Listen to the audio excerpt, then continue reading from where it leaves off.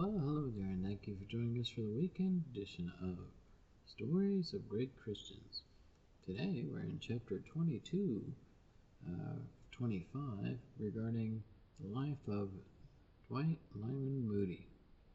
We find out in the last episode that he did finally get to take that vacation and trip to Israel, which long overdue, and that he had to send one of his assistants, the songwriter, Sankey, to Charles Spurgeon's funeral, as he was in England most of the time. Well, let's take a listen, see what has to take place in chapter 22. Stories of Great Christians.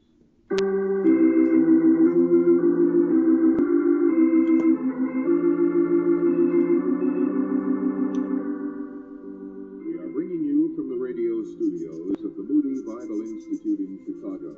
Chapter 22, in the story, Layman from God, a portrait of DL Moody.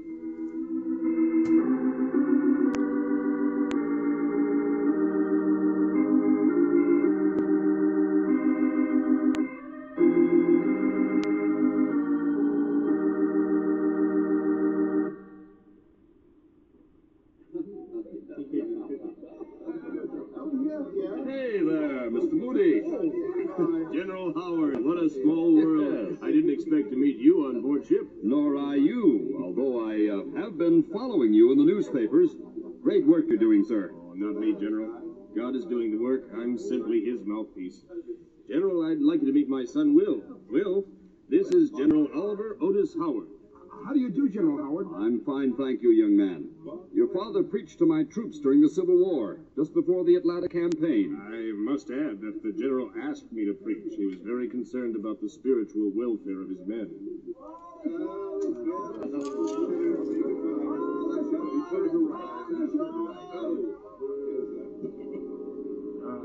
It'll be good to get home to America and the rest of the family.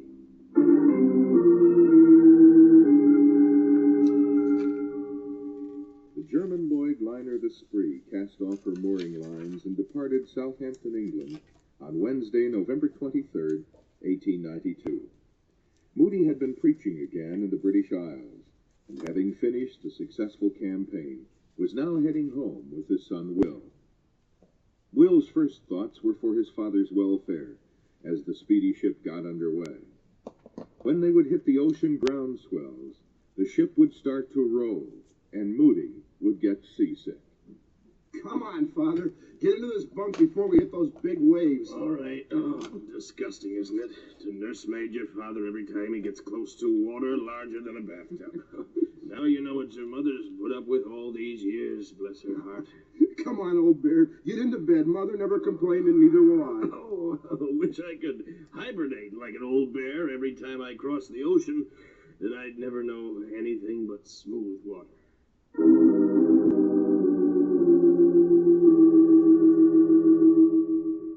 As Mr. Moody lay in his bunk, his thoughts drifted off to a recent physical examination by Sir Andrew Clark, the famous British heart specialist.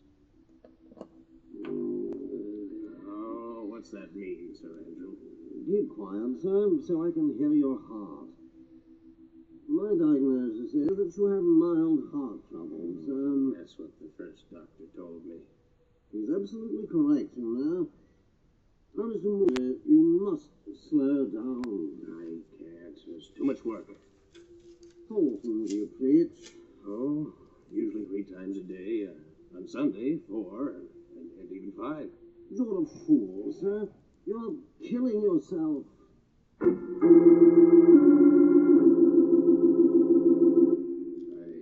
laid in my bunk waiting to get seasick and thought how well off I was. I had laughed off Sir Andrew's warning at first, but now I began to think I'd better take it a little easy. I thought about the great campaign coming up in the summer of next year. Well, I thought that after all these years of hard work, perhaps the great World's Fair campaign could get along without so much of Moody. I'd listen to the doctor and take it a little easy. Maybe this wasn't such a bad idea after all. This is the fastest way to generate almost cost-free electricity for life. What if the ground you walk on could power your home? During the third morning out, Saturday to be exact, both Will and his father were in their bunks because of heavy weather.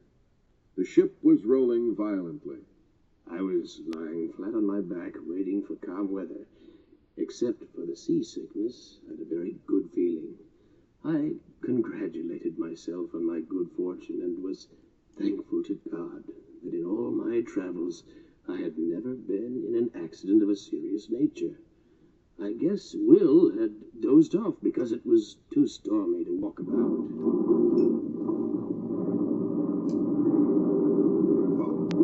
What was that? I don't know, Will. Something's wrong, Father. I'm going on deck to find out. Perhaps I was too sick to understand the situation immediately. Anyhow, Will was gone only briefly before the cabin door burst open. Father, the drive shaft is broken. It tore a hole in the side of the ship. We're sinking.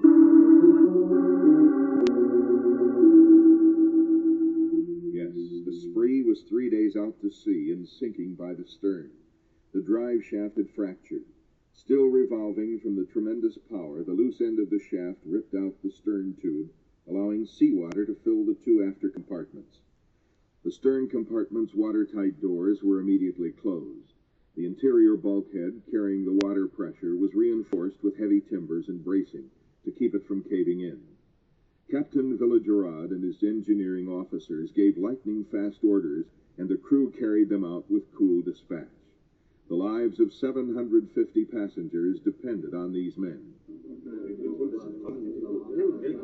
Attention, gentlemen. Gentlemen, each one of you has been issued a revolver and ammunition. You are to enforce discipline at all times. I expect every officer to keep a cool head and a quick mind. Report immediately to me any change in the ship's condition. Even the slightest change I want to know about. Right now, is this understood? You are to handle the passengers with understanding and kindness, but in all cases with firmness. Panic must not be allowed on this ship. The Spree drifted helplessly in the stormy sea. She was listing badly and lurching wildly with every gigantic wave. There was no power at all, but the captain and the crew had stabilized her condition for the moment. At noon, the captain called all passengers into the grand salon for his personal comments.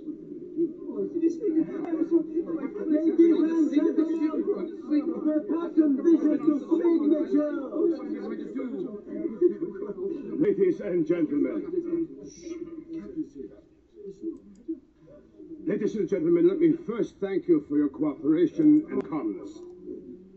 I know you're frightened and worried. Let me assure you that the ship's condition has been stabilized and we are in no immediate danger. However, I will not lie. We are in serious trouble.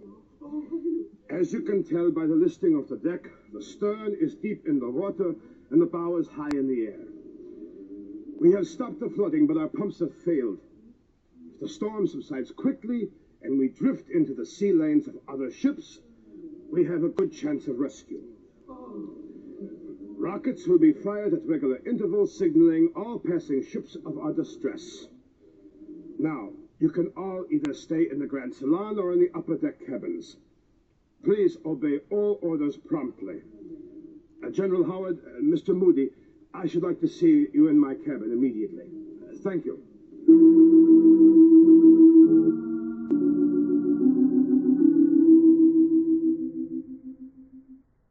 Check this out. I'm going to show you how I afforded this card.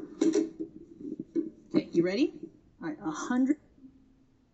Gentlemen, what are your thoughts about holding religious services at this critical hour? I defer to Mr. Moody. Whatever he decides, I will obey. Captain, perhaps tomorrow, which is the Lord's Day anyhow, it would be more natural then. Right now, I believe a religious service could start a panic. You mean it might be construed as a funeral service? Absolutely. Then we wait until tomorrow. Yes, wait and pray and trust our good captain and his fine officers. I strongly suggest a full night of prayer. It's going to be a long time between sunset and sunrise.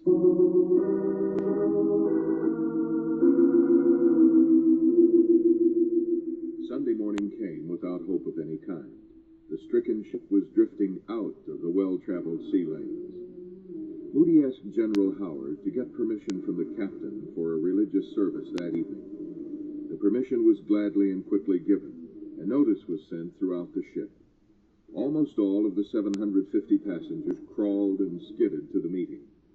The storm was still raging, and the ship lurched severely with the heavy seas. I had prayed much about what I should say to this gathering of frightened people. I had to be very careful not to even hint that a watery grave was a strong possibility. I asked God for special guidance, and he referred me to the 91st Psalm. This was probably the most difficult message I ever gave. I picked my words with the utmost care. Mr. Moody slid, skidded, and crawled to an iron post in the grand salon. Then pulled himself erect and wrapped one arm around the post so he wouldn't fall down. Several times he almost revolved completely around the support because the helpless ship lurched so badly, and the deck was now at a severe angle. He that dwelleth in the secret place of the Most High shall abide under the shadow of the Almighty. I will say of the Lord, he is my refuge and my fortress, my God. In him will I trust. Surely he shall deliver thee from the snare of the fowler, and from the noisome pestilence. He shall cover thee with his feathers, and under his wings shalt thou trust. His truth shall be thy shield and buckler. He shall call upon me, and I will answer him. I will be with him in trouble. I will deliver him and honor him. With long life will I satisfy him and show him my salvation.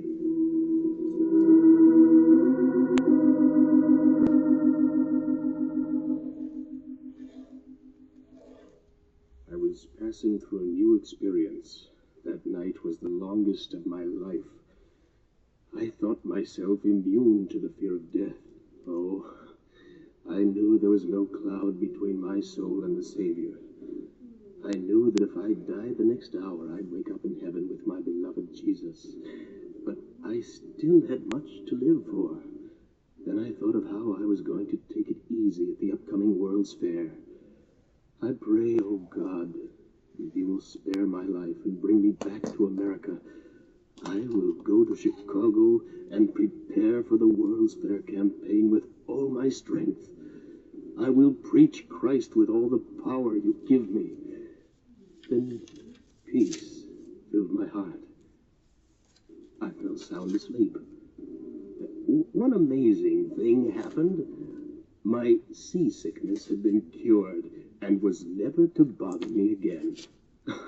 I slept like a baby until about 2 o'clock in the morning. Father! Wake up, Father! Come on, wake up!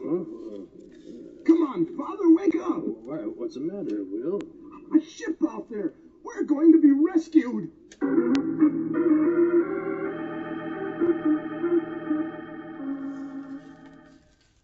Will was right. There was a ship out there bearing down on us. It was the steamer Lake Huron, bound from Montreal to Liverpool. The smaller rescue ship towed the helpless Spree to Queenstown, Ireland. Will and his father boarded the ship Etruria in Queenstown and sailed for home. In the port of New York, there was a tremendous reunion. Oh, my dear ones. Oh, my beloved husband and son. God has saved you. Oh, praise his holy name. Well, I'd hug both of you at the same time, but I can't. Will, you'll just have to wait your turn while I welcome your father home. Oh, thank God for your safe arrival.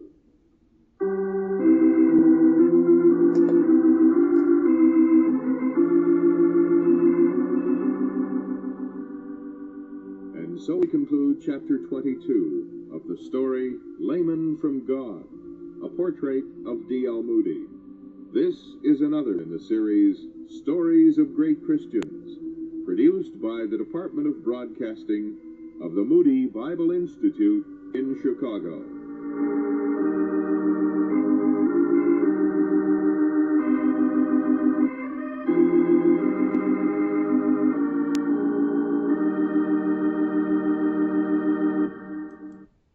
How wonderful the miracle-working power of God. They looked like they were shipwrecked and not much hope.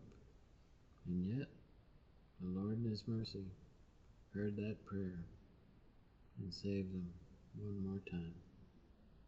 Now, I wasn't around for the World Fair of Chicago in those days. I think it was probably 1896, or I think St. Louis was 1904, and Chicago again in 1939.